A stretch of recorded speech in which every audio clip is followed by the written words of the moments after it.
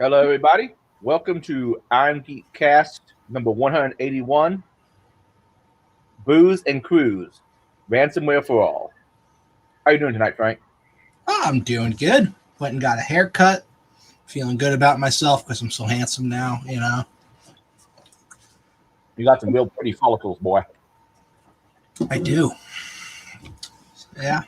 It's been a pretty good week so far. Nothing out of the ordinary, though. Working from home, which is pretty sweet. Went to the mall today after getting my haircut. Lady paid me to take a survey on champagne. While I was sitting there on the computer, I saw they had a Post-it note with the username and password to log into their website. And, yeah, fun. Of course, you had memorized that. Oh, I got it committed to memory, but I'm probably not going to do anything with it. Oh, we got Barry saying HUSETCon may not occur in September. What con? HUSETCon may not occur in September. Oh, I'm not familiar with that one. Anyway, so we got announcements. I put a few on here. So Black Hat Asia is going to apparently still be going on September 29th to October 2nd. Are we talking about live or are we talking about an online event? It's going to be going on live, and it's going to be in Singapore. Oh, and RSA also hasn't canceled yet. They're planning on going on in February in San Francisco. Troopers canceled. That's actually a pretty good conference. I've watched talks from there. Pretty impressive. ShmooCon is saying they're still going to be going on from January 21st to February 2nd, and they are sold out ticket-wise, and apparently hotel spots are also all filled up, so you can't stay at the hotel where the con is. And ThoughtCon is going to be going on as well in September 11th and 12th at an undisclosed location in Chicago, Illinois. And there's also one going on in India called NullCon, which I don't have too many details about. So that's it for our announcements. Does anybody have anything for announcements? Who's in our YouTube channel and wants to, mention something? Anything good? No. Speak now or forever hold your peace. Excellent. All right. let me add Darren in. Hey, it's Darren. Hey, What's up, bro? not much. How about you? Oh, not much. I was pleasantly surprised when doing the show notes to come across one of our members in one of the articles. So, always good shit. That'll come up later when we get to our show notes. How was your week? Oh, not too bad. Just trying to take things easy now.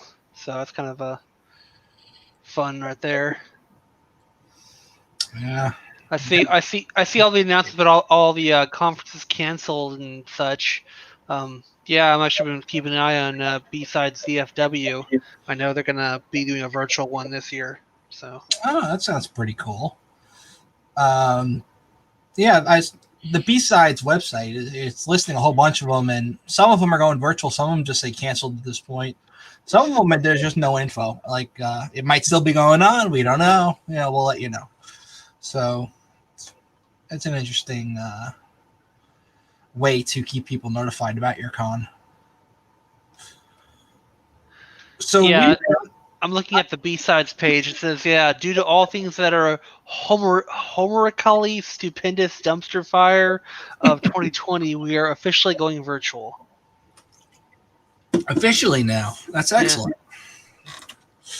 All right. So in our show notes this week, I may have gone a little overboard. Normally I get like maybe 10 or 12 things in there, and this week I kind of got 28 things.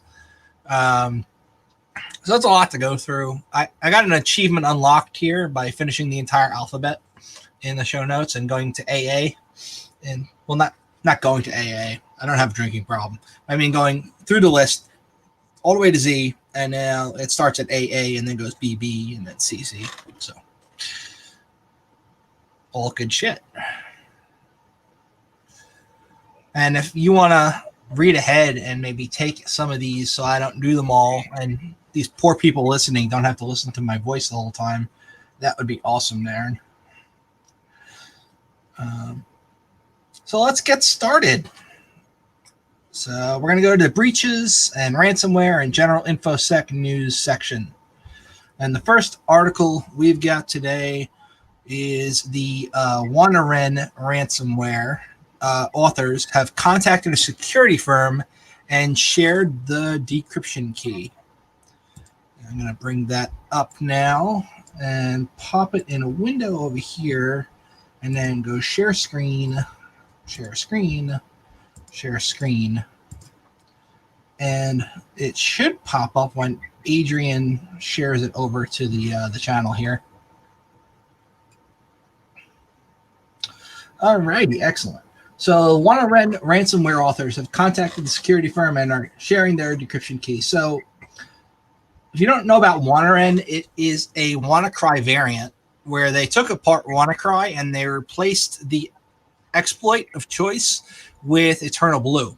So it's a bit more effective than the original strain, and it was apparently initially intended to infect a small subset of computers, but has somehow become rampant and infected a lot of computers, which was not the initial design intended with the malware authors. So they have gone and given the key to decrypt it to a security researcher, and they have then taken that and developed a decryptor, which I will prop over here now. So now there's a decryptor for it, and essentially you can download it from Bitdefender, and if you are infected and you want to get your files back, you can get them back just as if the bad guys had sent you the decryptor, which is nice. Another interesting thing with this article is that they're pretty sure this was a state-sponsored attack and that the North Korean government was behind it. So why the North Korean government decided to then go, hey, we're going to give you the decryption key for free, or a state-sponsored group, who knows? Maybe they did more damage than they intended. It really got loose and wreaked havoc. So they decided, hey, we're going to give you the key. It spread laterally across networks, like any good ransomware should do, kind of like a worm. And yeah. So that's that story, more or less. And we've got a lot to go through, so I will just continue. Next, we've got half of antivirus products are ineffective against well-known threats. So we all know if you toss certain things at antivirus, they will not necessarily catch them. Even if it's like a good antivirus, like Windows Defender is actually a pretty decent antivirus nowadays, except every now and then it deletes stuff it shouldn't, which we'll get to later in the show notes when we see that Windows Defender has been deleting Citrix products for no good reason. But half of AV products, just they throw Mimikatz at them and they don't see it. They don't understand that this is not something you should be picking up on. So a UK-based security firm, SE Labs, did some testing with a whole bunch of different antivirus products. And they said no one AV was able to handle 100% of the threats effectively that they threw at it. And while AV from Kaspersky, Microsoft, and McAfee performed the best out of the 14 products they tested, fewer than half of the other products were completely effective at stopping malware. So they took malware that these products should be able to pick up on, like publicly available samples that have been uploaded to VirusTotal, and they tested it, and it didn't catch this stuff. Now, some of these antivirus products, they don't necessarily use signature-based detection. They use heuristic detection. But still, they should have caught a lot of these threats, and they just didn't. So that's kind of scary. They tested Sophos, Semantic, Trend Micro, and Komodo and F-Secure. So they did a pretty extensive search through all these products to make sure that, you could throw stuff at it and see if it catches it. It's unfortunate, At least they all caught the iCar file. They got that going for them, right? Yeah. Yeah. All right. Next, we've got Microsoft put patching a known 0-day off for 2 years. All righty. So there's a security flaw in Microsoft Windows, the way it guards against malicious files. And it was actively exploited in malware attacks for 2 years before last week, the Microsoft decided to finally correct the problem. So the long and short of this is, say you have a Java file, a jar file, right? And it's not signed, and it's not going to run on somebody's computer unless, well, it'll prompt it. It'll say, hey, this is not signed. Sure, you want to run it, but you're a bad guy and you want them to just run this Java file. Well, all you have to do is take an MSI installer that's signed by Microsoft and append this jar file to the end of that MSI installer, and then rename the MSI file to a .jar file, and it will ignore all of the Microsoft content in the MSI installer and then just run the .jar file because it's appended at the end, and it ignores all the stuff at the beginning of the file, which is the MSI installer. But now it's got a valid signature, and it'll run, which is interesting. It's like just concatenating stuff to the end of the file. So it's kind of like the way steganography sometimes works, just append shit to the end of the file rather than actually mess with it. It's called CVE 2020-1464. It was first spotted in the wild back in August of 2018.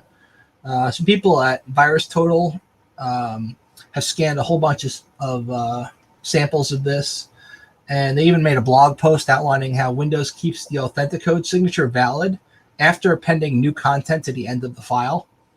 So, yeah, you can just add shit to an MSI file, make it a Java file, and then it'll run and not give you an error saying, hey, this is a file that's not signed, doesn't have a valid signature. It'll just run. Code signing in a nutshell. It doesn't do much, and anybody can really buy a code signing certificate if they've got a few $100. So anyway, but now it's signed by Microsoft, and that's totally trustworthy. Yeah, I haven't done Java exploits in a while. I know back in the day we were really successful with them. Then Java became really difficult to even use on something you intended to run. Yeah, that's the whole Java runtime environment and shit designed for JRE 7 not working on JRE 8 and stuff like that. Just kind of annoying. The whole point of Java was to be like, you can run this code anywhere. It'll run on a Windows system. It'll run on a Linux system because it's all running in a Java runtime environment in a Java virtual machine. And this is not really a Java exploit. I think this is more of an example of the fact that you can append anything to an MSI file and then get it to run. And Java is a good example because the jar file is essentially, it's kind of like a zip file. So it's like an executable zip file with some precompiled code in there. So it'll just extract it and run it if you got the JVM installed. But I think you could probably get the attack to work with other things. Maybe even another MSI. Like you just append another MSI to the end of the first MSI and get it to run. I don't know. I'd have to play with it, but it seems pretty interesting. A good way to bypass code signing. So that's good. Well, not good. It's bad, but it's good for bad guys. And they fixed it apparently with a Windows update finally, after 2 years of knowing about it. And next, we've got Sans. So if you remember last week's cast, we told you Sans got phished. They got phished, and then the person set up some rules in the inbox and installed the malicious Outlook plugin, and they were able to forward a whole bunch of emails that had confidential information in them to themselves. So now Sans is going, and they're talking a little bit more about how this happened. They're giving us a write-up, and the summary of that write-up is, like I just said, the employee got owned, and they forwarded 28,000 records of personal information from Sans members. The IOCs of the phishing attack have been released. And it was a fake Excel file attached. It wasn't an actual attachment. It was a link that looked like it was an attachment. It's a copy of July bonuses, 24th July 2020. And the user said, bonuses, I want to see that information. And they clicked it, and it was an actual link to the attacker's website, which looked a lot like the organization's sign-in portal for Office 365. And then the user entered their credentials into the phishing portal, which the attacker then used to go to Outlook web access through Office 365 and set up a bunch of rules to forward emails that contain this series of keywords over here to him. So then rules went through the emails in the inbox and found all the ones matching these terms and sent them over to him. If he was a smart attacker and he had the ability to access the Outlook stuff, he would have used this really fun tool called Ruler. So Ruler is a tool to exchange, to exploit Exchange servers that are exposed to the internet when you've got an account that you can log into it. You can essentially set up a rule in somebody's inbox that will, when you send them an email containing whatever keyword you want, perform whatever action you tell it to. So you can say, if I send you an email that contains the word, coffee pot, you go out to this website, you pull down an executable, and you run it. So that executable could be like a reverse shell. It could be anything you want. So using Ruler, you can do that. And I think it would have been a much better use of the attackers' access that they gained to do something like that and maybe move laterally throughout the network than to just set up a rule to forward emails. That's just my opinion as a script kiddie, So if you think maybe something like this is going on in your organization and somebody has gained access to one of your user accounts, you can go in and check the OAuth consents in Exchange. And as the Office 365 administrator, you can go in and do this and make sure that people don't have malicious stuff installed that they shouldn't have, plugin-wise and rule-wise. So that's that one. All right. A million windows open, and none of them are the window that I want right now. No, none of these are useful to me. Section on the midget point is up in one of the tabs. I can't close that. That's got to keep playing. You bookmark it. Yeah. Just remember your place. Anyway, so back to show notes here. So they shared the details of how they got phished, and like I said, with that access, they could have done a lot more damage, but apparently they were just interested in stealing some banking type information, trying to get that. Next, we have a hacker who managed to dump a SQL database for the Utah Gun Exchange and decided that he's going to share it with anybody who wants it online. Yeah, when I first read it, there was several different kinds of sites, and originally I thought this was all one site because it mentioned also selling Kratom, but apparently that's like 3 different sites they hacked. Yeah. So when you go through the article, it talks about how they got information about like maybe 200,000 users from the main site, which was UtahGunExchange.com. But then there was like subdomains like videos dot Utah Gun Exchange, where they managed to grab the username and the SHA-1 passwords, which are fairly reversible. And then they, for some reason, also hacked this deep jungle kratom. I can't say that word. Cryotom. I think it's Kratom. I think it's Kratom, yeah. A fake drug that's technically legal and is very addictive. Well, I don't know if it's fake. Well, if it's addictive, that's not really a fake drug, is it? Because it does have biological effects. If it's sorry, the fake drug is the wrong word. It's the shit they sell at like the Indian, what are they called? Convenience stores, like under the counter. It's like, hey, give me some of that shit. And like one time I was looking to get an energy drink at an Indian convenience store, and they didn't have any monsters or anything like that. I asked if they had any energy stuff, and he tried to sell me that crap. And, and it said, don't buy this because it's highly addictive. So I didn't buy it because I'm an idiot. But, I mean, it's like, yeah, it's something they sell to anybody.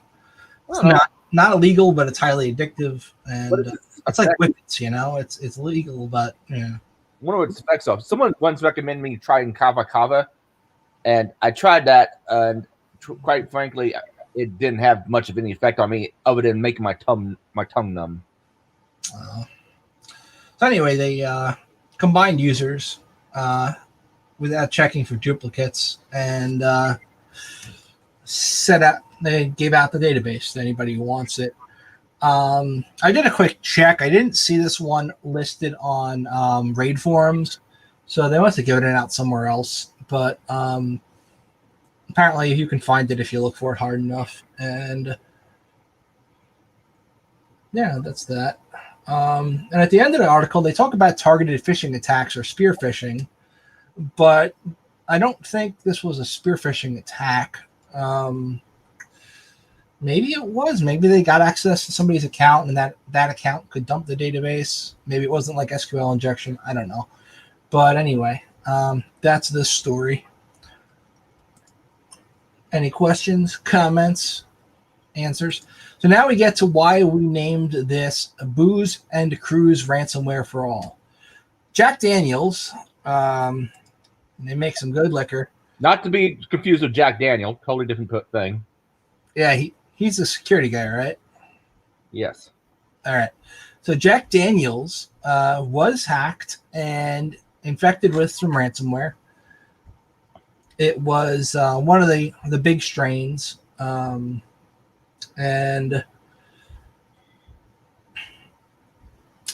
according to Bloomberg, they received an anonymous tip-off from the crooks saying that the ransomware involved was the Sotonokibi gang, or Revel, or however the hell you want to say it. And they're one of these, quote, new wave of ransomware operators where they don't just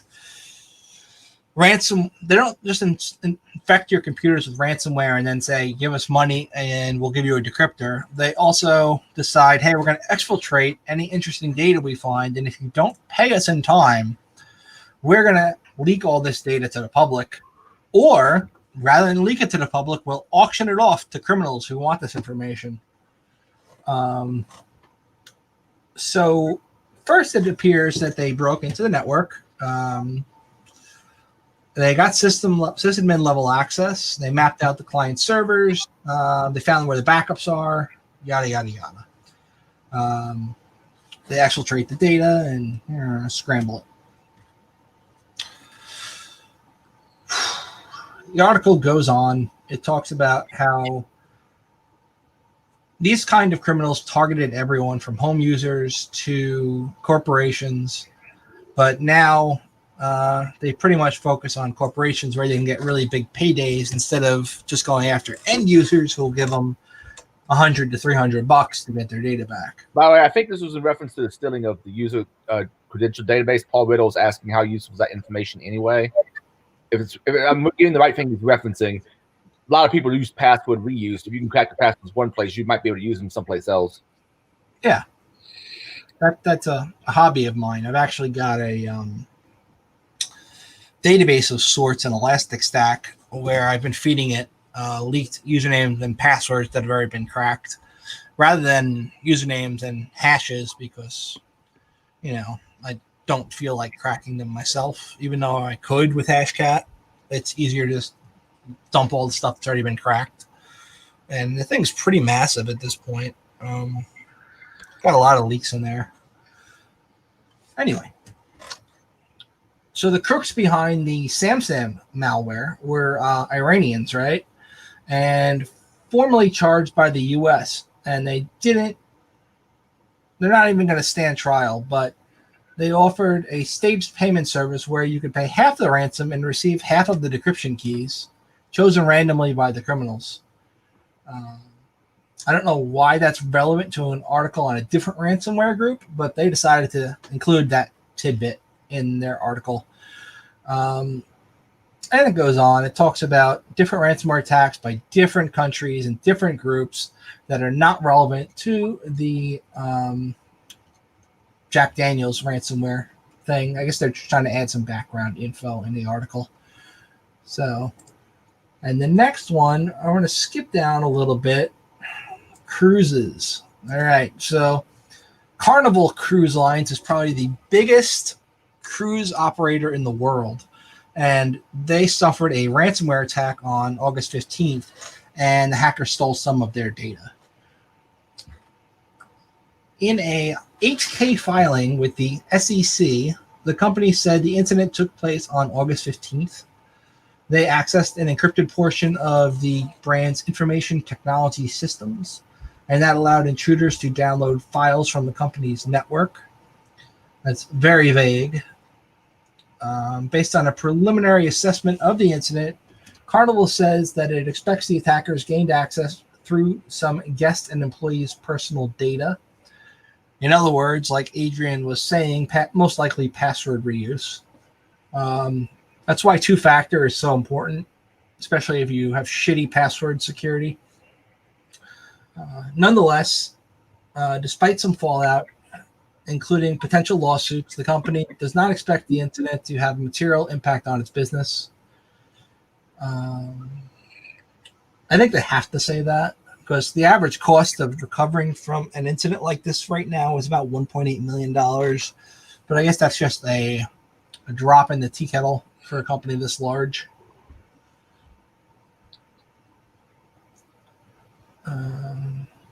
Earlier this year in March, the company disclosed a separate security breach, one revealing that an intruder gained access to its internal network between April and July of 2019 and stole personal information on its guests. So maybe they need to get some serious security over there. At least get a SOC or an MSSP to monitor their shit. Let's hope. Emo crash. So our friends over at Binary Defense Systems, one of David Kennedy's companies, have come across a way of making it so that a computer that gets infected with the Emotet, you'd call it a ransomware downloader, a Trojan. Anyway, if a computer gets infected with it, it will not run. It'll actually crash Emotet by having a registry setting that registry setting essentially causes a buffer overflow in the program when it goes to check for an encryption key that it puts as a unique system identifier on each system that it infects. That actually made sense. All right, so... Oh, Frank, do you know why I wish my lawn was emo? Why? so it would cut itself. That's horrible. All right. So the researcher who discovered this is named James Quinn, and it's not a surprise that he was able to discover this kind of bug, because for the last 2 years, all he's done is essentially research into Emotet and figure out everything he can about it. So he figured out in their persistence mechanism, there's a part of the code that allows the malware to survive reboots. He noticed it was creating a Windows registry key and saving an XOR cipher inside of it. And then he took that cipher and increased its size exponentially. And apparently the program, when it goes to read this cipher, does not store the value in a buffer first. No, that's wrong. It doesn't sanitize the input first, and then it just takes whatever it gets from the registry and stores it in a value, and then reads the value, and by making the value bigger, you overrun the buffer. Yes, that kind of makes sense. I think that's how it works. I could be wrong. If I'm wrong, Dave will yell at me if he ever listens to this podcast, which you I can. seriously doubt it. No, he will never listen to this podcast. Nor will anybody from BDS. So that is Emo Crash. It's actually pretty clever. But sometimes someone from the BDSM might listen. What? But sometimes someone from the BDSM community might listen to it. Ooh, baby. Whips and chains excite me. Next, we've got the Lucifer crypto mining DDoS malware that now has developed the ability to also infect Linux systems. So this malware has been going after Windows devices for a while. Once it infects a Windows device, it uses it to mine Monero. You don't know what Monero is. It's also called XMR. It's a cryptocurrency. It is one of the few cryptocurrencies that can be effectively mined using just CPU instead of CPU and GPU. Somebody's calling me while I'm trying to do this. It's my friend Jim. Jim can fuck off. So they've got a botnet going, and the botnet, they called it the Satan botnet. Now they're calling it Lucifer or the Satan ransomware. It's got a few different names depending on which company decided to name them. Like every company gives different names to different threat groups and different threats. So what one company might call apt 34, another might call Fancy Bear, and that's probably not accurate between those two, but that's an example. As detailed in their report that was put out by people at NetScout Atlas, which is no relation to Atlas Cybersecurity, security engineering and response team, their new software has been ported to Linux, and it also displays the same welcome message as the Windows variant. Putting a welcome message in your ransomware, well, not ransomware, in your crypto mining malware botnet is probably not the best way to make sure that it goes undiscovered. Regardless, the new Linux version will kill system processes that are competing for CPU time so that it can effectively mine its stuff as quickly as possible. It's dangerous because it is a cross-platform botnet now. I doubt it's written in Java, but it's cross-platform, and it can infect Windows machines and Linux machines by looking at port 135 and 1433 and gaining access by brute forcing. So essentially that's MySQL and RPC, remote procedure call. So it goes in and gains access by rooting in, and then once it's in, it screws with shit. Well, it's good enough people at least trying to be cross-platform. I know, right? I mean, everything's got to be cross-platform nowadays. You can't ignore the Linux community anymore. They deserve the same malware that Windows people get. You want to be inclusive. Exactly. This one's good news for you, Adrian. Unskilled hackers can breach about 3 out of 4 companies. Yippee! I'm somewhat skilled. I just got various things left. Let's put it that way. That's funny. So despite cybersecurity efforts, bad actors continue to find ways to hack businesses. Consequently, security efforts are focused on how to prevent destructive breaches. Pen testers were successful in breaching the network perimeter. That's only if they completed that class, breaching the perimeter. Anyway, that's a joke. And accessing local networks of 93% of companies tested. So pen testers, as we know, are ethical hackers, although most of them don't have a certified ethical hacker certification because that is a garbage cert that I happen to possess. Yeah, but it's kind of required on a setting. Instead have an OSCP.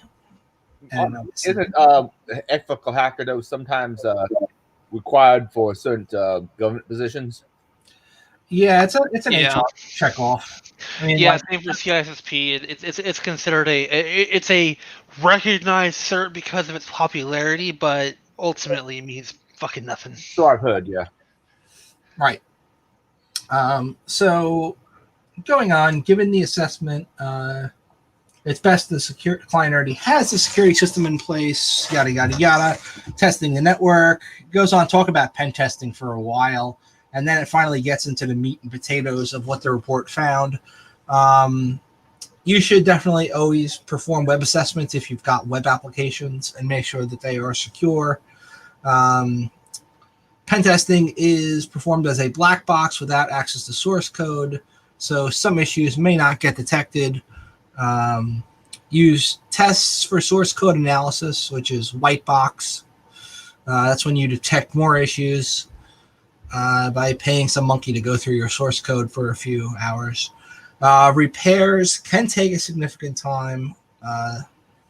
Issues may appear in third-party software that is on your network, and there might not always be a patch for that. Protect the network perimeter with a web application firewall so it can screw with people who are using NIC2. Ensure interfaces open for connectivity actually need to be available to all internet users. Maybe just make them all use a VPN. Regularly inventory internet accessible resources. Install OS security updates ASAP. Install the latest version of apps ASAP. So that can be accomplished with a decent patch management program, which many companies lack. Even companies that have SMS running on their network, they tend to not have somebody who actually manages it. They just hope it works and leave it running. You need to make sure your shit is up to date with some kind of patch management software if you want your shit to be secure. And next, it talks about be sure software with known vulnerabilities is not on the corporate network perimeter, and regularly conduct penetration testing. Now, if you're going to pay for a pen test, you should definitely have somebody watching your network first so that it's fruitful and you can see what's going on. If you're going to pay for a pen test and you don't even have like a SOC or even like a network guy running security on you or something, then they're going to find a way in. I mean, unless you take phishing out of scope, in which case they might have to spend a little bit more time getting the way in, but they'll get in. So, yeah, that's what the article talks about. It's not as detailed as I would have liked with a title like Unskilled Hackers Can Breach 3 out of 4 companies, but it's an okay article nonetheless. When talking about pen testers are not unskilled attackers. Script kiddies are unskilled attackers. And if you've got some low-hanging fruit exposed, script kiddies are going to get in. Pen testers will also get in, but script kiddies will get in first. A good example right now is recently patched Apache Struts vulnerability. Essentially, if you were an organization and you want to run a Java app on your web server, which right now you're thinking, if you're a security guy, that doesn't sound like a good idea. But if you want to do that and you're running Apache Struts, well, it was vulnerable for a long time to for at least 5 release versions of a remote code execution bug that would allow an attacker to gain access to your server. So there's a lot of low-hanging fruit out there. A lot of systems unpatched on the internet, and people are just randomly scanning, looking for systems that are vulnerable to these things. Like somebody will go find a nice exploit that maybe is not that popular, but is usable, and then they'll go on Shodan. And from Shodan, they'll find a bunch of systems that at one point, probably at least a month ago, were vulnerable to this. And then they'll just script out trying to exploit all those systems. And they'll get a bunch. So you should probably make sure your shit is patched, is what I'm trying to say. And I veered way off topic on that one. Oh, by the way, if you see me drop off, my Wi-Fi is having intermittent issues here at the house. Oh, no. Why aren't you hardwired? I'm too lazy to run the cable. Actually, I think I don't even have a cable. I'm too lazy to go get my dongle. What, do you on a laptop? Yeah. And you should just play with your dongle. Oh, you know it. Next, we have USA decides to cleanse local networks of anything Chinese under new 5-point national data security plan. All right. I have thoughts on this. There's a lot of Chinese shit out there that is backdoored and will allow people access to your shit, but there's also a lot of Chinese shit out there that is perfectly fine. And essentially saying anything Chinese made can't be on your network is going to bar about 80% of current networking equipment. Their shit in China, or at least even if they don't manufacture their shit in China, the stuff that they're building has chips in it that was made in China. That's what I was going to say. I beat you to it. So, Secretary of State Mike Pompeo, who does not understand this shit or have any technical background, has come up with a comprehensive approach to guarding our citizens' privacy and our company's most sensitive information from aggressive intrusions by malign actors such as the Chinese Communist Party. Clean Carrier is designed to ensure untrusted People's Republic of China, or RPC carriers, are not connected to U.S. telecom networks. Now, they're already doing this by pulling a whole bunch of, I can't say it, Huawei, or Huawei, or whatever the hell their name is. That company that makes the shitty $5 phones that you can buy at the dollar store, they also make networking shit. And they are pulling that networking shit because they think there are backdoors in it.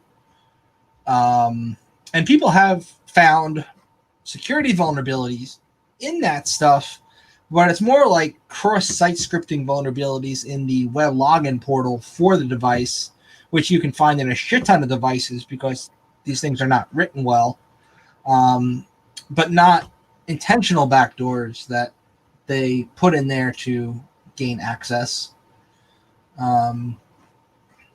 Anyway, that's just my two cents there. So they're going through with this plan. They're getting rid of ZTE stuff. They're another cheap phone carrier maker. They also make like 5G and 4G switches and telecom equipment type shit. And the nation also is saying that even allowing Chinese carriers to connect calls to the U.S. might be a risk.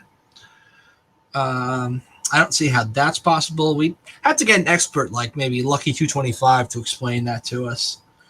It's almost phone freaks. Moving forward, so Clean Store is going to remove untrusted applications from the U.S. mobile app stores. Now, they've already started on legislation to do this because of TikTok and President Trump's dislike for TikTok after some protesters decided to use it to register for seats at his conference or encourage people to register for seats that they had no intention of going to his conference. And then, I mean, don't get me wrong, TikTok is a freaking security nightmare. And it should be banned. But it shouldn't be banned because it pissed off the president. It should be banned because it has no certificate and passes everything in plain text over the network. As just an example. And also leaks a shit ton of your data, including your phone's IMEI in plain text. So say you've got TikTok on your phone, right? And that phone is on a network that's being monitored by a tool like maybe Alien Vault. It will see that there is a communication taking place on port 443 that is HTTP on HTTPS. So it's not an actual encrypted communication, even though it's going over 443. And in there is your phone's IMEI, your name, your identifier, and a whole bunch of other crap that is not something you'd want everyone to know.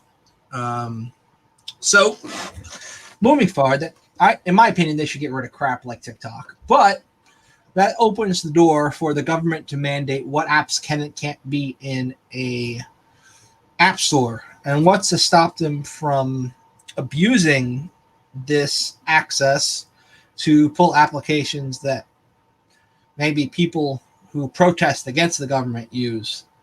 Just a thought. That's my opinion. Like, I'm a libertarian. I'm against government getting in your shit for any reason.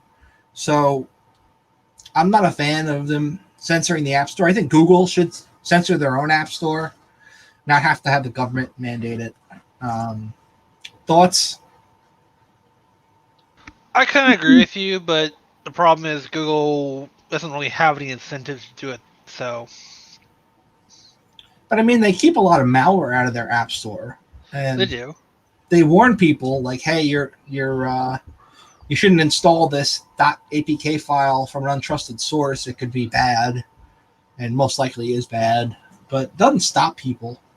And if Google blocks the TikTok and similar apps from the App Store, people are just going to go to some untrusted site and download a likely backdoored APK file and then infect their phone so that they can have TikTok.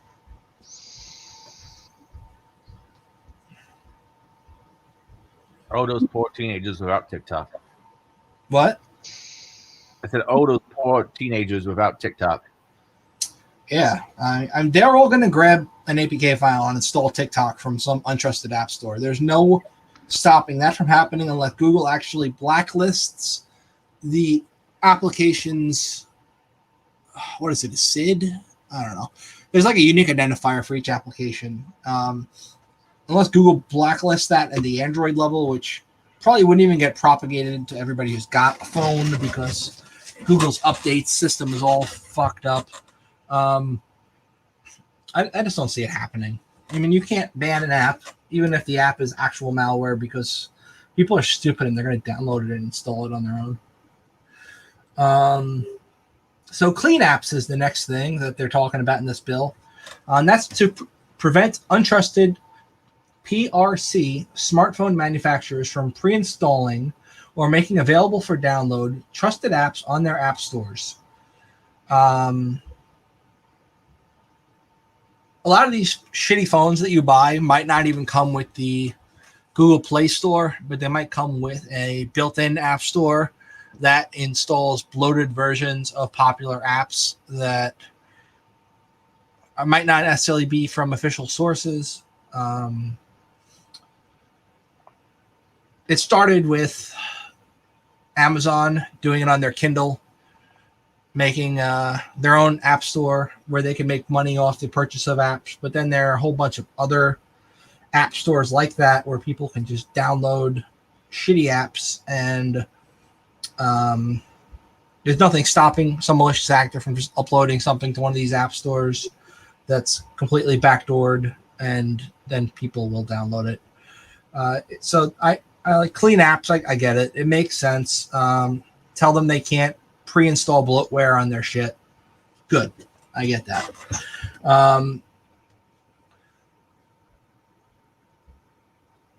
The human rights references in this bill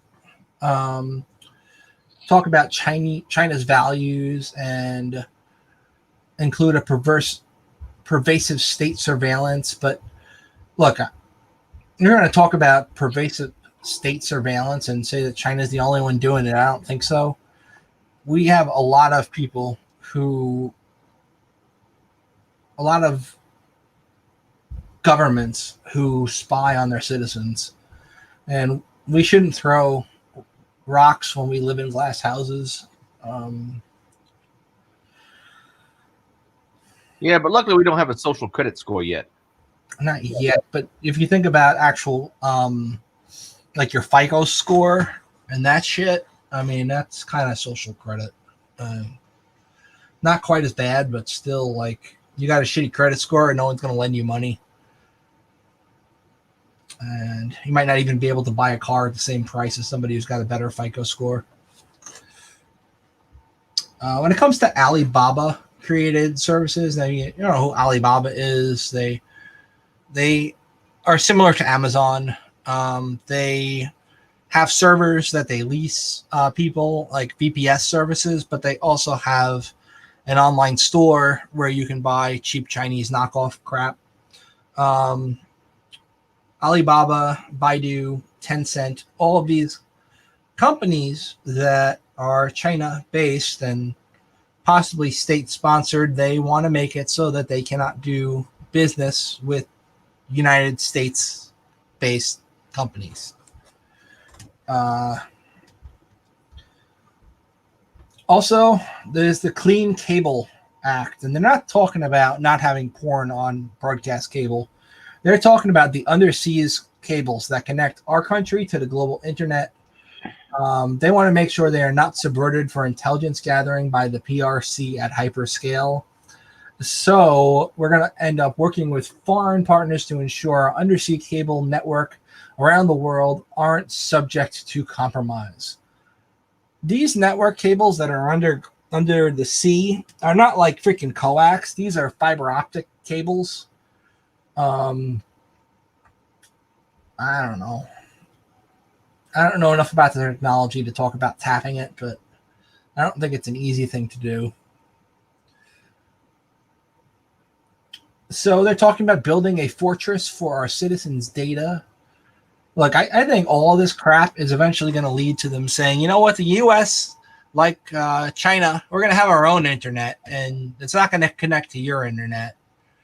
And that's where I see this going. Like, I see them passing more and more legislation saying, you know, the internet is so necessary for business and yada, yada, yada, so we need to protect it, so we need to close off, you know, have like the Great Firewall of the U.S. going there. I think Australia's almost got something like that going, too.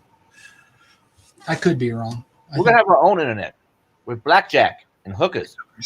Yeah. But it's dangerous when the government starts legislating these things, supposedly in the name of security. When they don't understand the underlying technology, we get dangerous results. And we get laws that put innocent people in jail because they are being misinterpreted by judges who don't understand them. And it's just a dangerous move. Imho. Okay. Clean network plan. All right. Next, speaking of the feds, we've got Chief Information, what is CISA? Chief Information Security Agency? I don't know. CISA. The chief wants younger, more experienced hackers in the federal government. No, I am now currently against hiring anybody under 40. That I'm I out. can experience some influence on Twitter. I'm thinking that might help. I don't know. All right, so that is actually a decent article. I read through it before. So federal agents could do much to improve their cybersecurity talent pool if they moved away from the restrictive general schedule hiring practices and were open to bringing in younger candidates, said Chris Krebs, who's no relation to Brian Krebs, Director of Cybersecurity and Infrastructure Security Agency. During the August 3rd online discussion hosted by the Wilson Center, which I've never heard of before, Former Representative Jane Harmon, a Democrat from California, asked Krebs about the recent arrest and charging of a 17-year-old Tampa student alleged to be behind last month's Twitter hack, asking him if CISA had the staffing it needed to stay ahead of these 17-year-olds. Some observers, who are like observers, expressed surprise that a teenager could thwart the security defenses of a multi-billion-dollar corporation. Krebs argued that in the digital domain, practical experience quickly outstrips age and even credentials in terms of importance. You know, at this point, particularly in cyber, I'm not sure it matters if you're 45 or 17, which speaks to the way we need to evolve our hiring practices.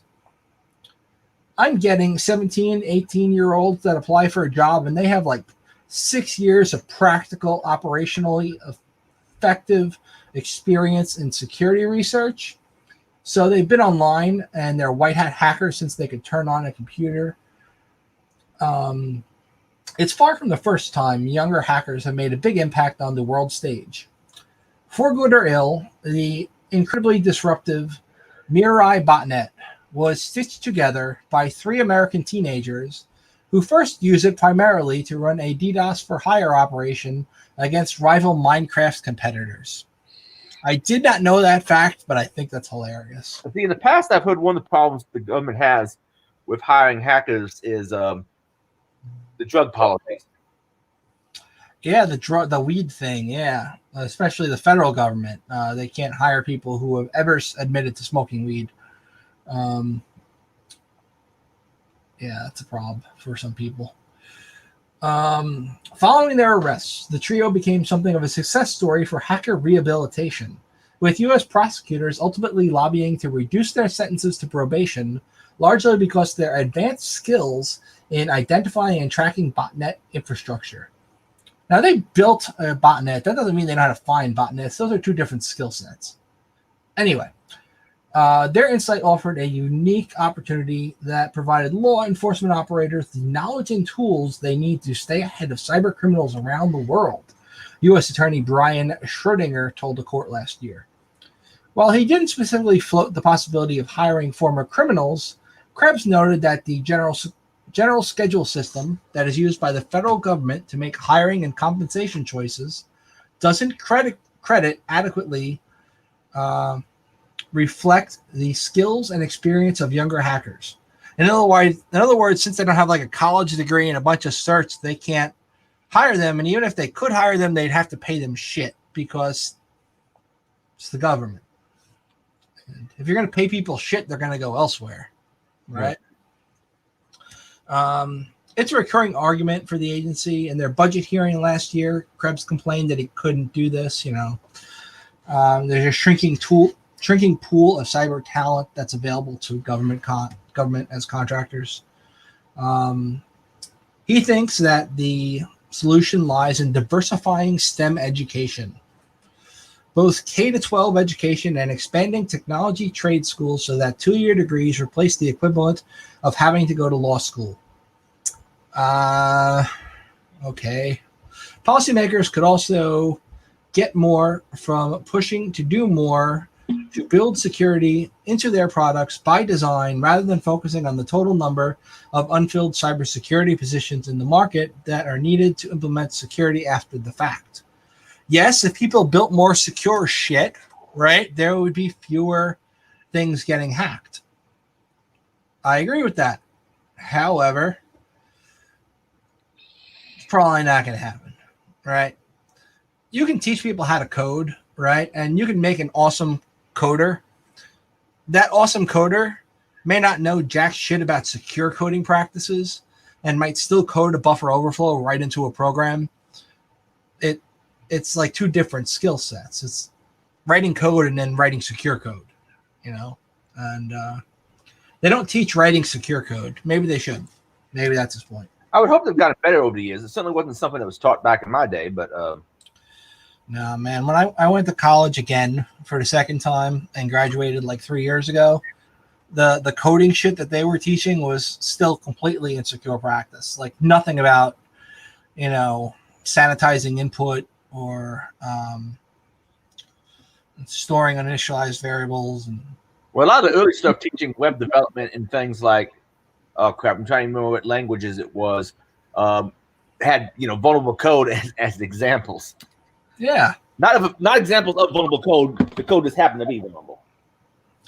I think even CS50, which is like a free thing from Harvard or MIT or one of them, where you can like learn how to code from a bunch of different languages. They've got vulnerable code in their stuff. So I mean, it's like if you don't teach people how to code secure, it's not going to happen. They're just going to code shit. Not that I'm a great coder, but I recognize that there's definitely some defects in the way a lot of people code. Yeah, I gotta admit my code's kind of ugly. Well, my code is like spaghetti. You cannot follow it.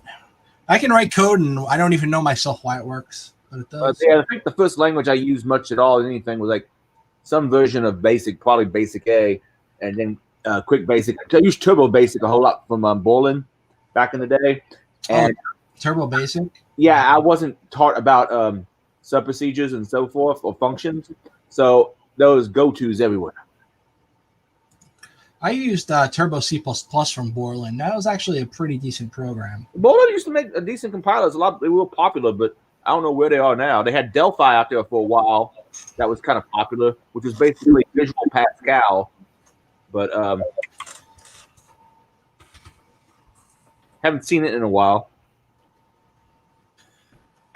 And that's another thing. You can actually code securely and do everything right. And then when the shit gets compiled, Linker can fuck shit up. And then you have insecure programs from secure code. So it happens. Oh, because something's fucked up in the compiler? Right. This compiler sometimes introduces libraries and shit that are in themselves not secure. Like you go, say C++, you pound include iostream.h, right? Say in that version of iostream.h that got included in the program, there was some kind of fuckery, right? Or say you're in Python and you're using the simple HTTP server as part of your code, but there's like an overflow in there. You can get fucked by including components that are built into the libraries when they're themselves not secure. Those are probably two really bad examples too, but that's all I can think of off the top of my head. Next, we've jumped all over the freaking show notes. So Sans talked about getting phished, hackers in Utah gun exchange. Got that. Oh, down to Proctor U. We're not quite there yet. Well, we just covered Feds want to hire young hackers, and you skip some stuff up above. Yeah, I know. Yeah, I went all out of order. It's okay. So the next one we're talking about a Linux botnet, right? As opposed to that Windows botnet that now works on Linux, this is a Linux-based botnet that has infected at least 500 enterprise and government servers. So that's not that big a botnet, but it's probably going to grow exponentially. This is a P2P botnet. As we know, peer-to-peer technology does not require a server somewhere, so that's fun. This botnet, called Fritz Frog, attempts to brute force SSH servers belonging to government, education, financial, medical, and telecom players worldwide. The malware was discovered by Harpaz. I don't know who Harpaz is, but all right. A minimum of 500 servers have been breached, including those connected to prominent U.S. and European universities, as well as an unnamed railway company.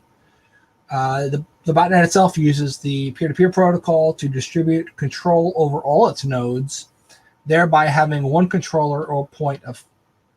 They don't have like one controller or point of failure because it's peer-to-peer. So once it brute forces an SSH server, the malware deploys itself on the infected systems. It is fileless, which means it's doing everything in memory, and assembles and executes their code there. Likely an effort to avoid detection will leave little trace of its presence. According to the team, each infected machine then becomes a bot capable of receiving and executing commands.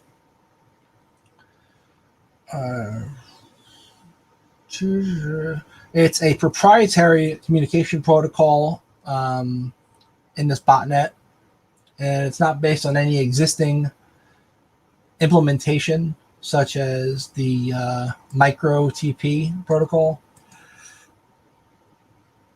This means the attackers who developed this are highly professional software developers.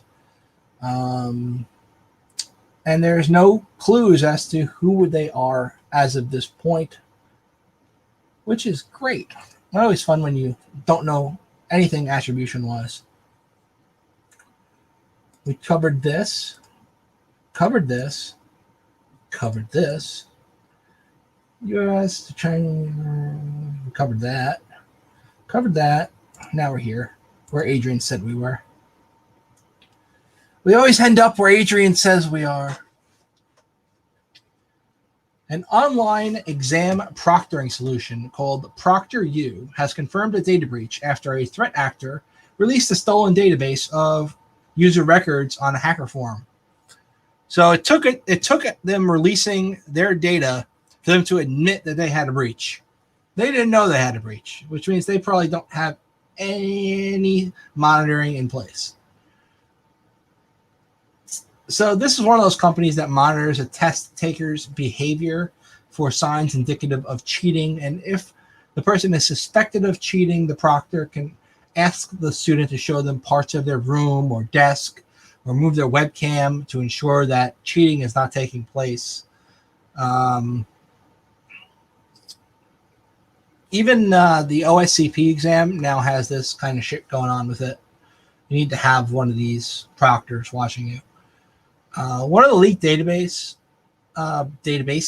was for ProctorRU and contained 444,000 people allegedly registered by the proctoring service, along with their password digest, their email, first name, last name, phone number, mobile phone. Password digest. Is that like a hash? I'm not familiar with the term password digest. I think I've heard it before. I just don't remember. It kind of looks like a hash. Almost MD5 with some Japanese characters in there for Asian characters. Anyway, I'm trying to say something and I wasn't in the stream. Yeah, I know. Isn't MD5 short for Message Digest 5? See, I said MD5 and fucking it is MD5. See? I'm not retarded. I just don't know what things mean. So it goes on. We have implemented additional security measures to prevent a recurrence. We have begun notifying affected universities and will continue to do so. Yeah. ProctorU was pwned.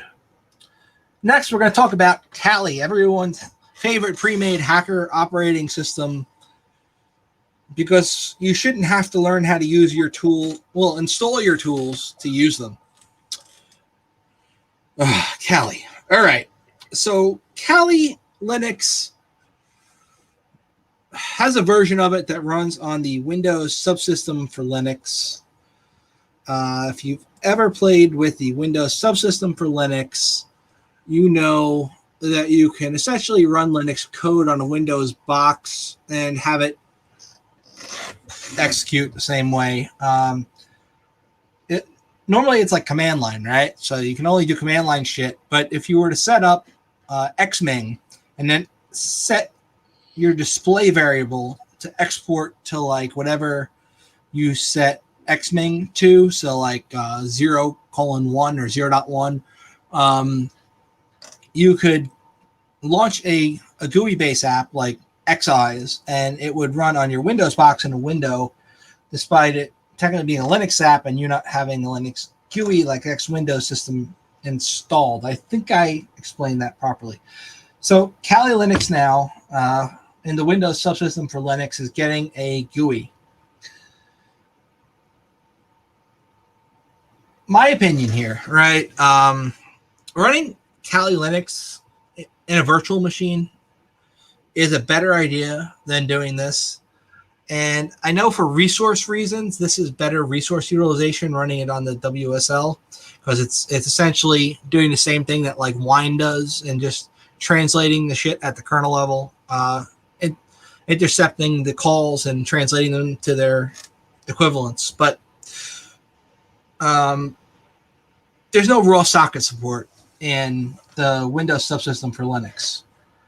And that means if you're running Kali and say you launch Metasploit and you launch an exploit against the box and it's supposed to do a reverse shell back to your box, you can't set up a listener and catch that shell. And if you can't catch a shell, what the hell is the point of running a hacker operating system? Any thoughts on that? Maybe I'm explaining it wrong. I don't know. Darren, what do you think? I have no opinion. Is that because you run Linux? I mean, most people who run Kali are going to use probably a GUI of some kind to make it easier, but I don't really care one way or another. Kali is meant to be kind of a temporary operating system. It's not supposed to be something you use as your daily driver. So Right. And now that they've stopped using root for everything and they have the ability to log in as a user account, people are probably going to try and use it as a daily driver, which is probably not a smart idea. Anyway, so Kali has a GUI now in Windows if you're running it on the Windows subsystem for Linux. And good for that. You still have no freaking raw socket support. You can't catch a shell. You can't even launch like Python-M simple HTTP server 8000 and then go to port 8000 and see it because you can't. No sockets. Stupid. The other Kali thing that's going on now is they're getting rid of Bash and they're replacing it with Z Shell. Now I've used my Z Shell ever since I ran a script in a much earlier version of Kali that was written by GotMilk that installed it along with a bunch of other tools and made Kali look pretty back before it was natively pretty. And my Z Shell is pretty cool as far as like the features that it incorporates, and it makes it easier.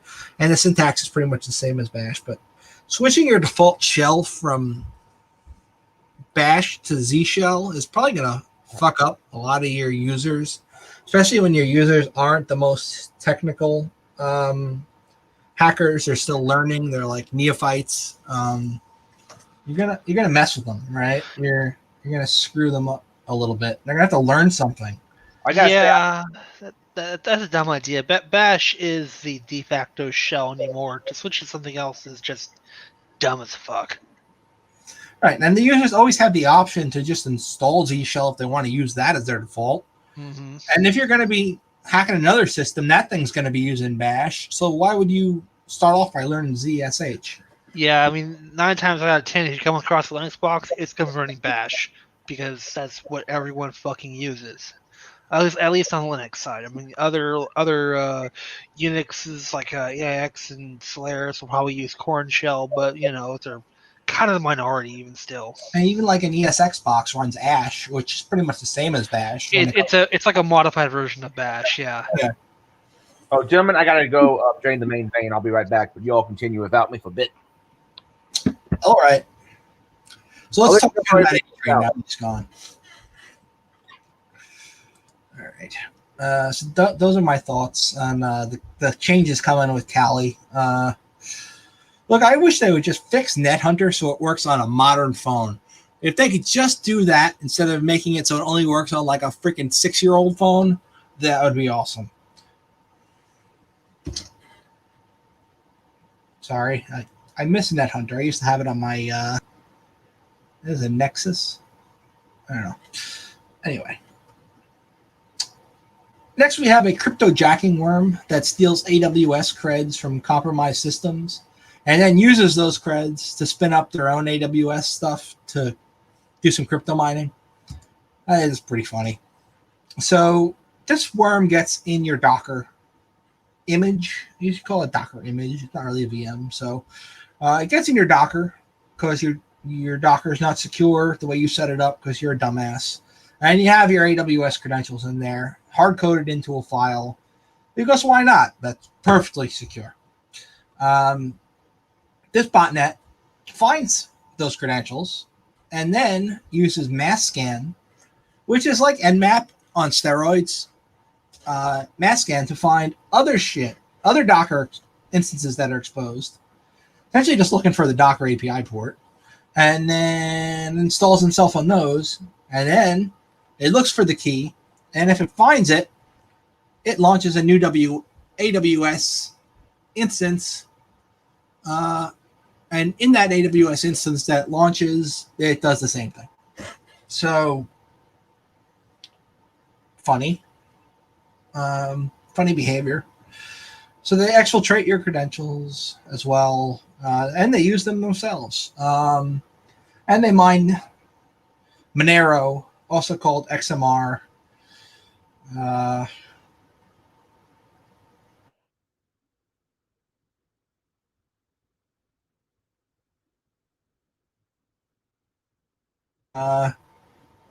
XMR rig or XM rig, or whatever you want to call it.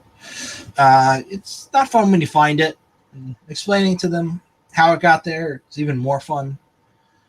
But yeah, it's stupid. Stupid funny.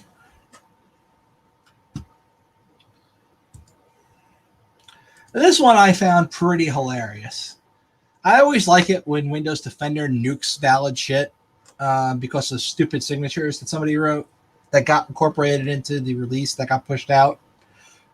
So Citrix ADC is a product that has pretty much been marred in controversy for the past few months because there was a vulnerability that allowed an attacker to take over your ADC, and there was an exploit released by a couple of people, and then also TrustedSec dropped a version of it.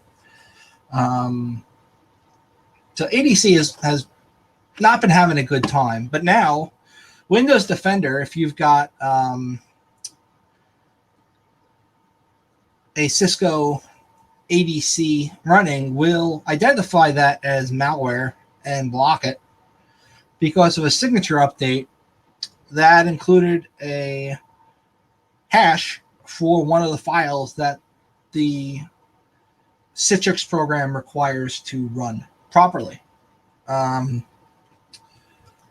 I've always thought it would be funny if I were like a malware author, which I'm not because I can't code for shit, but to just include like a DLL from some random program that a lot of people use and just drop that DLL along with the rest of my code. And then when my code gets distributed and they put out the IOCs, they include the IOC of the MD5 for that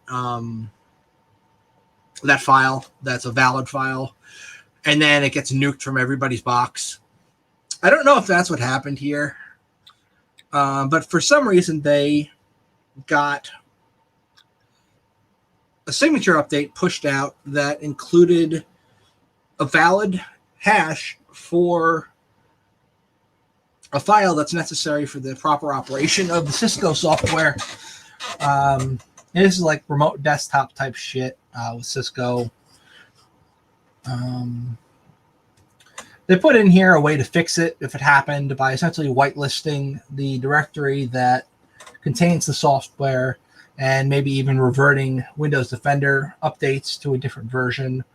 They did push out a new version of Windows Defender, which, not the Defender program itself, but the signature update that fixes this issue, but that doesn't stop the people who've got the old version of the Defender update from nuking their Citrix files. What do you think about that one, Mr. Darren? I mean, every antivirus software has happened to at some point. They release some bad file that targets something that's unintended. It's kind of a I guess a rite of passage for any antivirus software out there. Most times it's not serious. It's annoying. It may be disruptive, but it's not like destructive. I mean, they're having a few cases where, like, I think like McAfee would like delete part of Windows and then kill the system by doing so. Because I thought Oh, it I was remember that. I was Yeah. actually working as a sysadmin, and we had like half our boxes go down one day. Yeah. You could not reboot them; you'd get a black screen. Yep.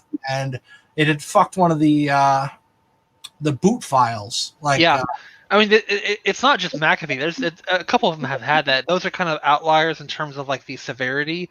Most time, again, it's like this, where it's an annoyance or it's disruptive, but it doesn't like stop all work entirely. So, I mean, it happens. It's one of those things. Hopefully there's a lesson learned that they check their signature files a little better. That's pretty much all they can do at this point. yeah.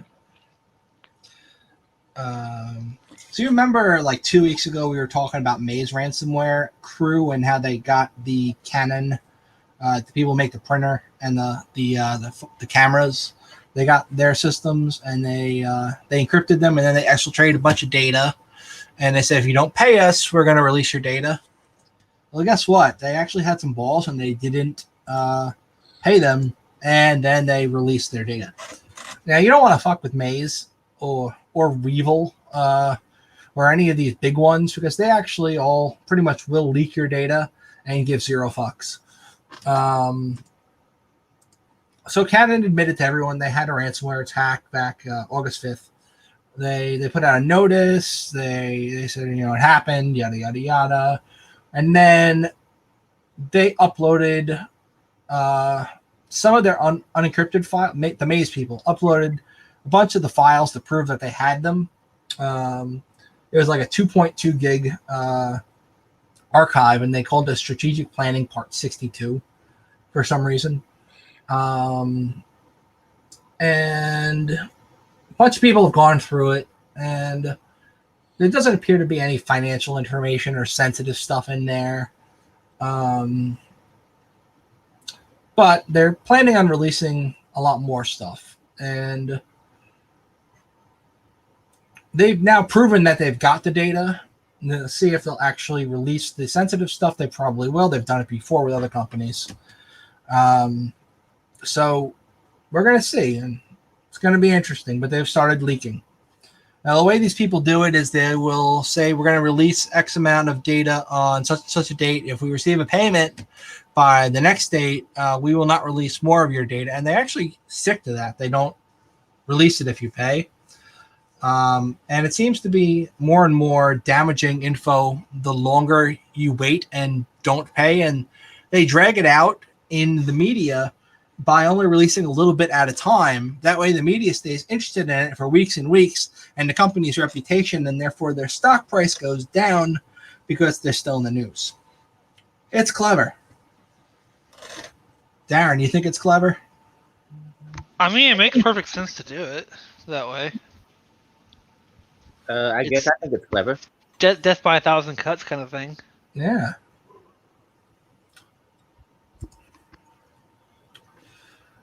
W. So we're getting through the alphabet here. We don't have that much of the alphabet left. Yeah, we're no longer past Z, though. We're just at Z. There was a few typos I took out. No! All right. Red curl. So if you use Linux, you know what curl is. It's like wget. It's a way to pull down files. Right? You work your biceps. What? It's the way you work your biceps. Right. Your curls in. Strong. This is a stealthy Russian-speaking hacker group, and they've been around for 3 years, and nobody knows about them because they don't go talking about themselves, and they tend to commit very covert spear phishing type attacks where they exfiltrate specific data from companies, and if they leave any trace at all, it is not easy to attribute. So there's been a security group called Group IB put out a 57-page report. And obviously we're not going to read that report because that's a very long report. But this article pretty much summarizes it pretty well. about how they've been around for 3 years, and they've conducted at least 26 attacks that are known about, where they used both spear phishing and PowerShell. Their distinctive feature is that the email content is carefully drafted. So by not having a bunch of shitty spelling errors and crap content, they are giving themselves away, I guess. That's the indicator of compromise. Well, not indicator of compromise, but that's like a distinguishing feature right there, that they have really well done spear phishing emails. And the emails are targeted to the company. They've got the address and the logo of the company, and the sender's address features the company's domain name. So they do a really good job of impersonating people. And look, if you run a company and you're in charge of like the email server, if you run the company, you're probably not the person in charge of the email server. So scratch that. If you're a tech guy and you're running an email server, you should probably get it approved so that you can add a little header to all your emails and say this email comes from an external source if it's not from within the company. Otherwise, if somebody spoofs the email, they can make it look like it's from within the company and you're talking to somebody who's actually another employee, and it can be bad. And this attack kind of takes advantage of that you can spoof an email and make it look like it's another employee, and people will click it and think it's legitimate. So they hacked a bunch of shit, and nobody knew about them until some security researchers came across some stuff left over from one of their attacks. And they also use the WebDAV protocol as a data exfiltration channel. That's pretty cool. I've played around with WebDAV with doing email stuff, and it's interesting. I've never thought of using it as an exfiltration channel. Cool. And they believe that all these separate attacks, because they have some similarities between them, were done by the same group that they're calling Red Curl. There's 3 different attacks here. There's Red Curl, Cloud Atlas, and Red October. They all have very similar things in common. They all use WebDAV as their C2 protocol. They all have some other similarities. Different phishing. They use different CVE exploits. Essentially, they change it up a lot. So they're trying to make it look like they're different groups and different people doing the attacks, but there's enough similarities where the researchers can tell it's all the same group trying to look like different groups.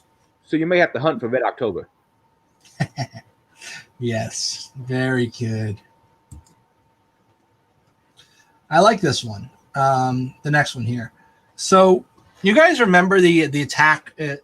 Not really an attack, more a stupid exploit, where if you could like set up a responder in the cloud, right? And then you trick somebody into opening like a Word document, and in that Word document, there's a link. And that link, if they click it, would lead to, say, an SMB thing on your responder server. And then they would connect to it, and it would send the hash over. And it was also done a little bit better by embedding images that didn't exist with an SMB address within a Word document or an Excel document. And then when the user opens up the document, the computer reaches out to what it thinks is an SMB server hosting the image that it's trying to get, but instead sends this authentication to the attacker's server. Well, that doesn't really work too much anymore.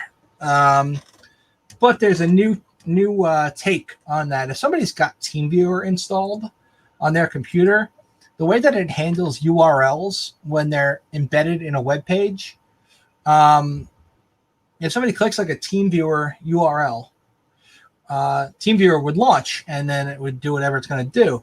Now, they figured out that you can, it's essentially what's called an unquoted URI handler, where you can trick a victim into visiting like a malicious website, maybe through an iframe or something, right? And when that website loads, TeamViewer, the handler, pops up, and it says, oh, this is a TeamViewer URL. I will handle this. And then it goes out and it sends an NTLM authentication request to the attacker system and sends along the hash. It's like the same attack as before, but now we're using TeamViewer to handle it, to do the handoff because of the way that it handles TeamViewer links. It's pretty cool. It's clever. It's like a new take on an old thing, you know? It would be like this: iframe source equals TeamViewer 10 -- play, and then the what do you call that? Well, it's SMB address, but there's another way of saying that that's more professional. But it's / attacker IP / share / fake.tvs, and then guess what? TeamViewer will send along your credentials. So, say you send a phishing email to a company that you know uses TeamViewer. Somebody opens that phishing email and has TeamViewer installed on their system. And they go to whatever web page you told them to go to. As soon as they go to that web page, your machine in the cloud, that responder machine that you've set up, will receive the hash from that user system along with the username. And then you can't really do pass the hash over the internet, but you can crack that hash and then use that to get access to other shit. So it's cool. I like it. It's clever.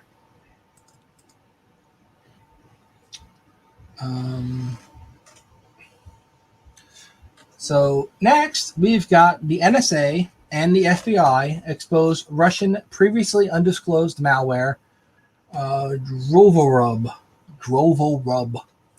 in a cybersecurity advisory. I'll drove a your rub. So I'm just here to make comments. You keep it real. This is not the right article. Why is this the wrong article? Did I click the wrong link or did I paste the wrong link? I mean, the link I see has Dover up in. Click the wrong link. All right. So the NSA and the FBI have gotten together and issued a new cybersecurity advisory, as they periodically do. And they're talking about some Russian malware that they haven't really let on they know about before. This Russian malware is designed for Linux systems, and it's called Drovorub. And they include some detection techniques and mitigations in their advisory. They hope by doing this, they're going to empower customers, partners, and allies to take action, providing comprehensive guidance. So this Linux malware toolset consists of an implant, otherwise known as what's another word for an implant? A listener? No. I don't know. It's like the malware that's on the system, coupled with a kernel module rootkit, a file transfer and port forwarding tool, and a C2 server. When deployed on a victim machine, it provides the capability for direct communication with actor-controlled C2 infrastructure, file download and upload capabilities, execution of arbitrary commands, port forwarding of network traffic to other hosts on the network, and implements hiding techniques to evade detection. So if the Department of Defense, the NSA, the FBI, they're going to let us know about this shit and they're going to burn this, it's probably because it's a state-sponsored actor behind the attack.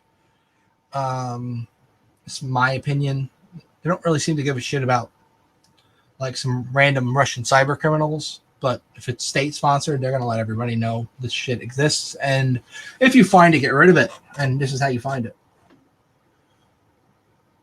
Yeah. Drovorub. Man, I had a lot of freaking articles this week. Next, speaking of Russian and Eastern European countries, a ransomware gang in the Ukraine has made $42 million and then they got arrested. The group used sophisticated ransomware to encrypt its victims' data and demand payment for codes. They threatened to leak the sensitive information, so they pretty much followed the Maze and Southern Okibi playbook. And the arrests were made as a larger Ukrainian campaign named Bulletproof Exchanger that aims to identify hubs of malicious activity and track down threat actors. The Bulletproof Exchanger refers to high-risk exchanging services in which criminal activity occurs as money-making method, such as deploying ransomware. They decided to devote research efforts into the problem because similar operations and rogue cash-out points have been critical to the Ukrainian underground criminal economy. Those underground Ukrainian criminals, man, hacking all our shit, taking all our monies. And with that, we've gone from A to Z in the show notes. And like I said, for that, I am awarded the Achievement Unlocked Award here. And that Achievement Unlocked Award is for finishing the entire alphabet. And you can't see it because I resized it wrong. There we go. Like that. Achievement Unlocked. A through Z. And we also have A through G and other shit. Maybe somebody can talk about some of these with me. I think it's pretty damn cool that BlackBerry is, one, still in business, because I thought they went under. I know they have like a cybersecurity thing now, but they're still making phones, right? I didn't know that. And this phone that they made now, it's Android based, but it's still got the classic BlackBerry keyboard, like the hard keyboard. Or it's not one that pulls out; it's one that's always out. Right. So they were real popular in the early 2000s. I had a buddy who had one, and I had the Microsoft knockoff of one. My first cell phone ever was a Motorola Q, which was basically Microsoft's knockoff of the BlackBerry idea. Yeah, when I worked for county government, we actually all got BlackBerry phones, which were supposed to have internet access, but the internet access on there must have been at like 1G, because it was slower than shit, and you couldn't actually get on the internet, but you could get email pushed through it, which was kind of cool. There doesn't seem to be a whole lot of phones anymore with physical keyboards. My first 3 phones I owned all had physical keyboards, but after a while, it just took up so much more space that you can make the phone so much thinner if you're willing to put up with a software keyboard, which generally those have gotten a lot better. Right. So this time it's a company called Onward Mobility, right? And they've decided to license the rights to be able to manufacture phones under the BlackBerry brand. And the first phone that they're making is going to be 5G compatible. It's going to have a keyboard, like an actual BlackBerry QWERTY keyboard like they used to have. Uh-huh. It's going to be running the Android operating system. So that's actually kind of cool. I might want one of these. I love typing on those kind of keyboards. How big's the screen going to be? Yeah. It won't have like a flagship phone like a lot of them do, but it's going to have like a mid-range bunch of phones that are under this umbrella, and it's going to be like an everyday device. It's going to have a decent camera. It's going to have some decent specs that you'd expect in an Android phone. They're going to have a few variations between the different versions of the phone that they make. And that'd be like the difference between the 5C and the 5 with the iPhone, or like the 3A with the versus the 3 with the Google, what do they call it? Pixel series. So there's a reboot. This is like a reboot of the 2013 type looking phones. By the way, AP is saying that the government still keeps BlackBerry alive. I still have a client that's got a BlackBerry mail server thing, BlackBerry Exchange Services or some shit like that. And it still works. I hope there are no exploits for that, because that would not make my life easy. But it's still running. It has no support for it for years, though. So this new phone is going to be manufactured by FIH Mobile. which is a subsidiary of Foxconn, who makes the iPhones. It's going to be available in North America and Europe around the first half of 2021. All right. Cool. I still don't know if I could give up the screen real estate for that, though. I could. Maybe they'll make it taller. Who knows? All right.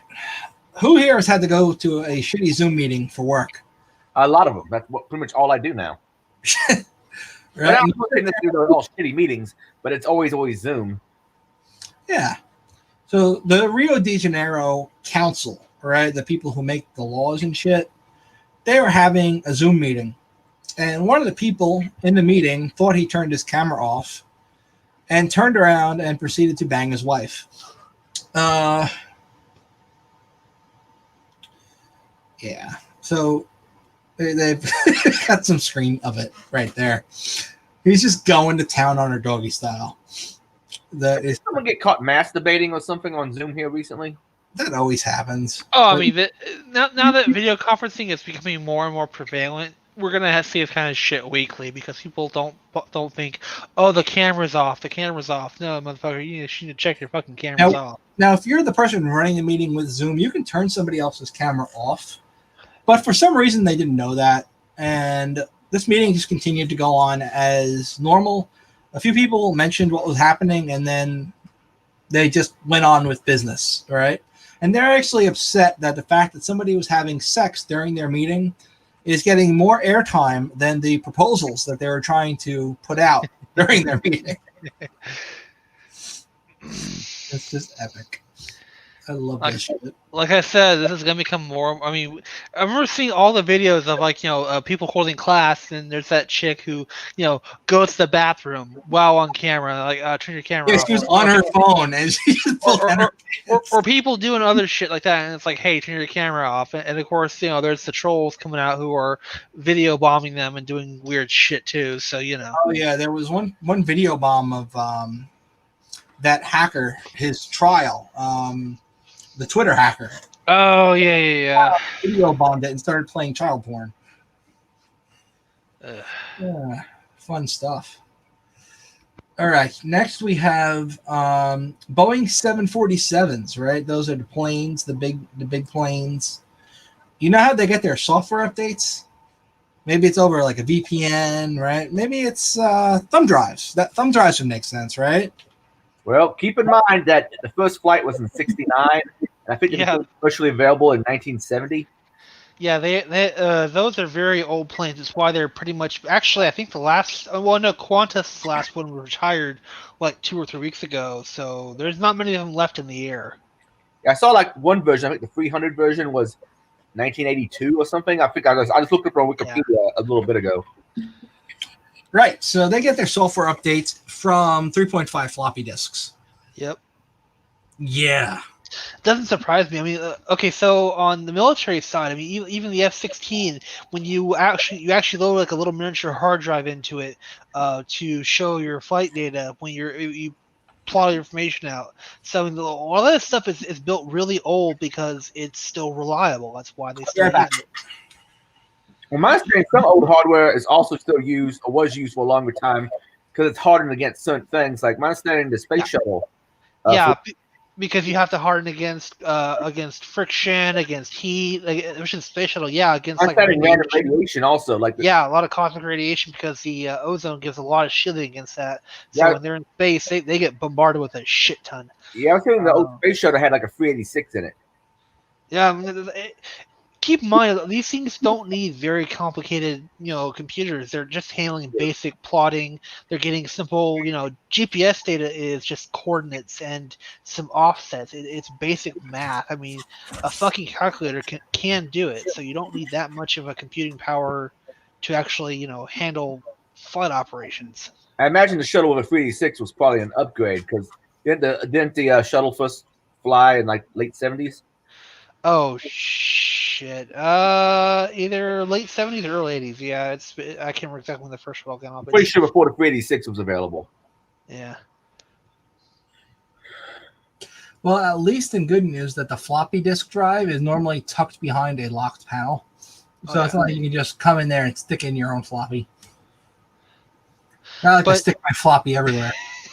But I mean, this reminds me of an old quote from a Air Force general whose name I can't remember. But the F-22 Raptor, which is a modern aircraft, actually, they were joking how it was immune from Chinese hackers because it's coded in Ada, and no one over there knows what the fuck that is. which is like a programming language from the fucking 60s. It's still used by the DoD. Yeah. So you try to take a bunch of people, grab the Ada manual or some book on it, and they lock people in a room and tell them if they want to eat, they have to learn this language.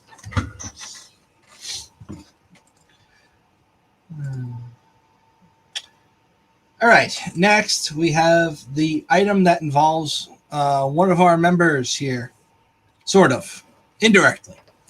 So NCC Group, right? They're actually a decent company. They put out some good work. They also have certifications that they do, and some of their training data, the data with the actual test keys, like the answer key, was leaked online after folders full of Crest Pentest certification exam notes was posted to GitHub.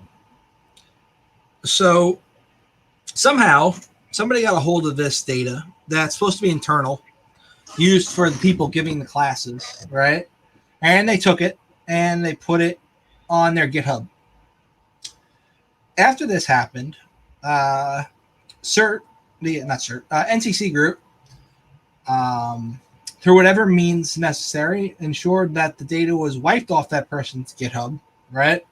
They went and they got that GitHub page taken down, the project removed, but not before our friend Caprico managed to fork it.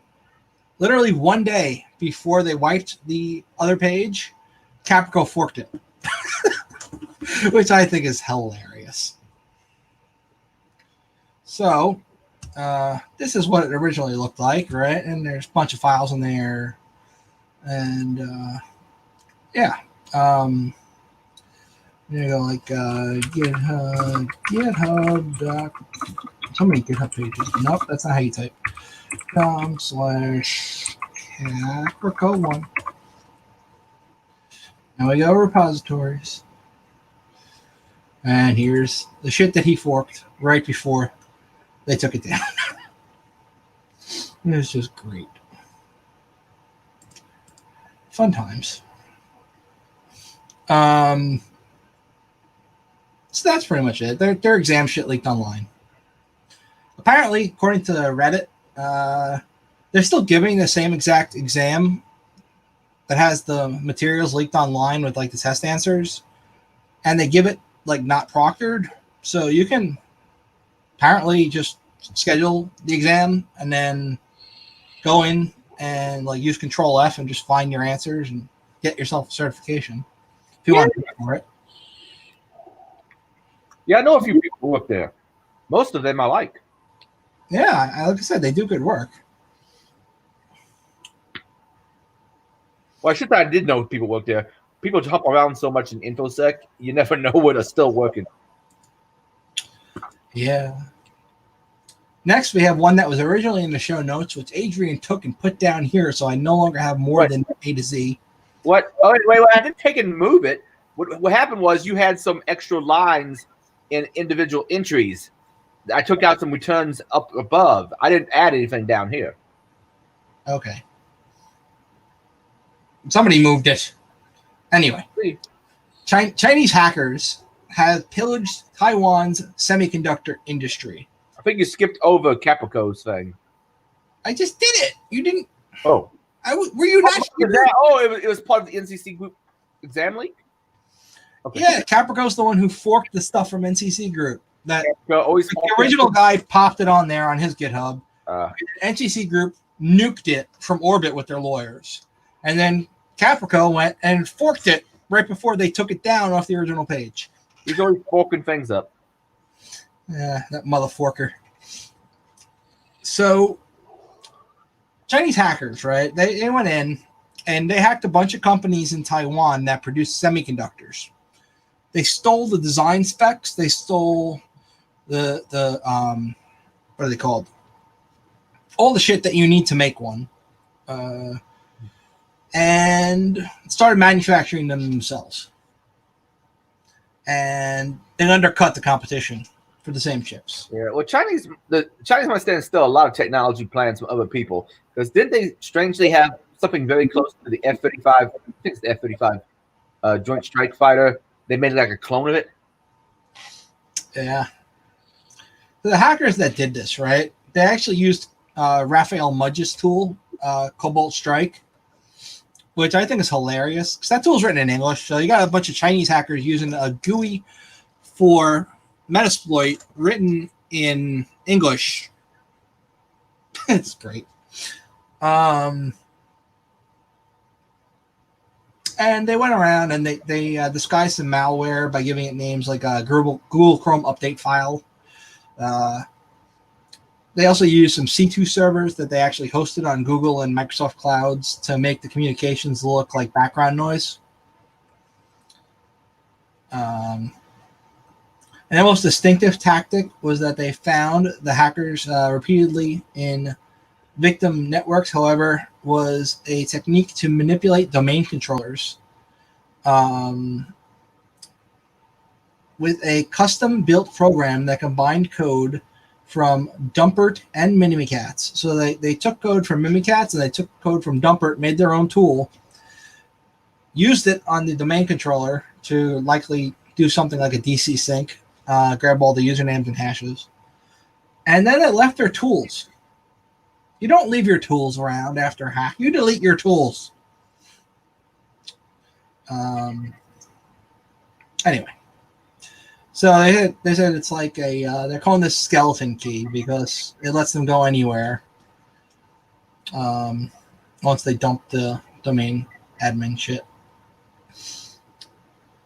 It also appears that they're using some similar attacks on other semiconductor companies.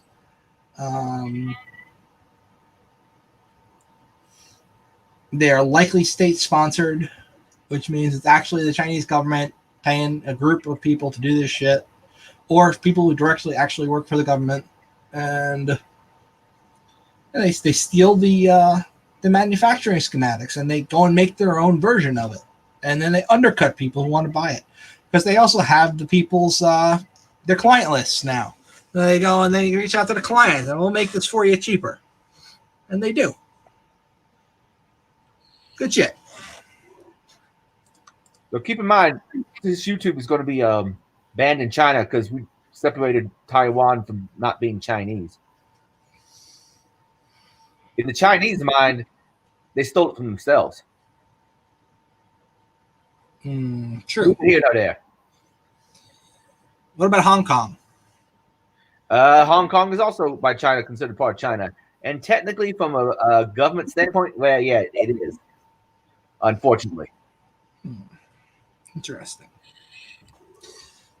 Everything is ours. Yeah, we got that. This one I thought was pretty funny.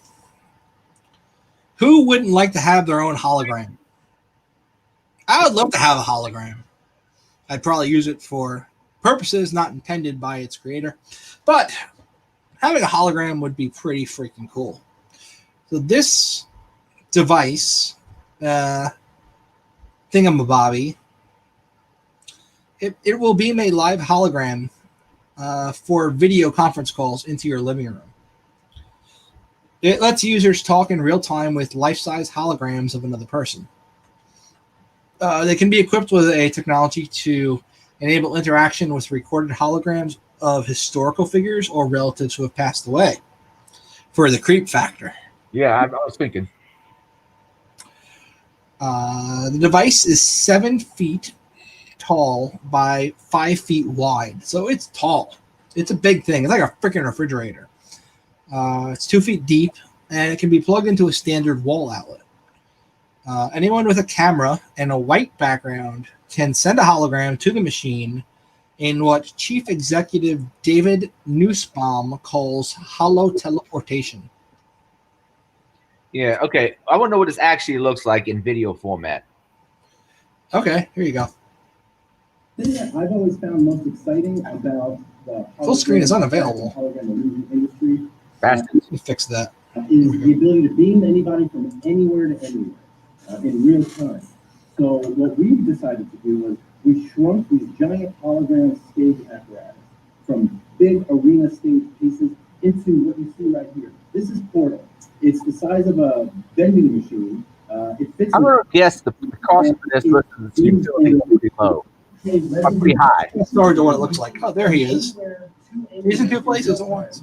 And when you're looking into the camera, you're looking into your audience's eyes. So if you're an educator, I don't know, that looks pretty good at camera. Yeah, but I need to see them pan around.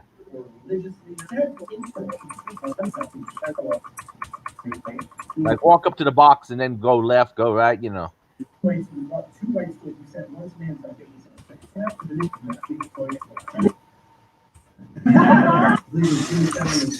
Looks pretty good to me. We can only see the one angle, but if one angle, I can't tell the difference between that and a big LCD screen. True. I'm a hard man to impress. I heard you're just a hard man. Well, after I use that hologram system for what I intend to, yeah, maybe. Exactly. That's what I was thinking, man. Ain't nobody gonna use that shit for video calls. There's gonna be a whole new genre of porn dedicated. That's one of the things that got me about the remember the Google Glass project? Yeah. Did that completely dead end, or do they still have something out like that? So they have a dev kit that you can still buy, but the project's no longer developed. Well, my understanding is in the developer licensing agreement, you had to say those two things you couldn't do with it, at least. One was facial recognition, and the other was pornography. And those are the only two things I can think of I'd want to do with it. Because facial recognition would be useful, because I forget people's names. It'd be really nice if I could focus the glasses on someone, and a little HUD pops up and says, oh, this person's name is Mick, or whatever. I'm just surprised no one's developed some kind of technology where you have a HUD. Like, just some kind of fucking thing you put over your glasses, or something that lets you see things like a video game character does. You know, there's got to be the ability to do that, because they can make Google Glass and they can make these other augmented reality things, but I never see anybody building really cool shit that's somewhat affordable, where you can do the cool shit like have facial recognition built in, or like. But like I said, that's one of the things they precluded, I'm understanding, you using Google Glass for. Maybe link it to your Facebook account. It downloads the profile pictures of all your friends, and then whenever it sees one of them, it goes, "Hey, that's so and so." That would be useful for me, man, because I forget people's names. Me too. I tell you, George, man, it's hard. Yeah, it'd be cool. I would definitely buy something like that. And I'm really surprised it doesn't exist. It's like I've seen people build shit with Arduinos that do some rudimentary stuff. Like there's a clock and some other shit and like a HUD so you can see it over your eye. Like I've never seen anybody do like a really useful thing. Like there's so much stuff that Google can do with their not Deep Dream, but the other thing that they have, where they're able to identify objects based on pictures and say what they possibly are. Like you showed a picture of a chair, it says this is a chair. Picture of a girl, it goes, this is a girl. Like there's some cool shit you could do with that if you could integrate it into augmented reality stuff. Would be also augmented reality for like I go places like hiking, or sometimes I go by monuments and so forth, and it'd be kind of nice to have like something pop up in HUD that tells me the history of something. Right, like Google's even gone past through my pictures that I've taken, and it tells me where that picture was taken without any EXIF data. Like it knows that this picture was taken like on this street based on the landmark and shit it was able to discern. Because I strip EXIF data off everything in my Google Drive, and then it still was able to figure that shit out. It's crazy.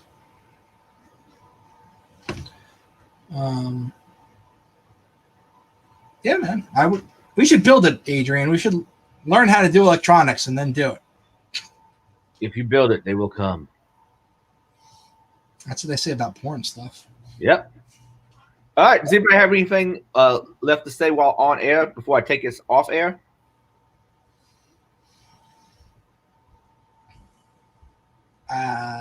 that's all, folks. All right, folks. Love y'all. Catch y'all next Wednesday. Same bat time, same bat channel. Subscribe. Later.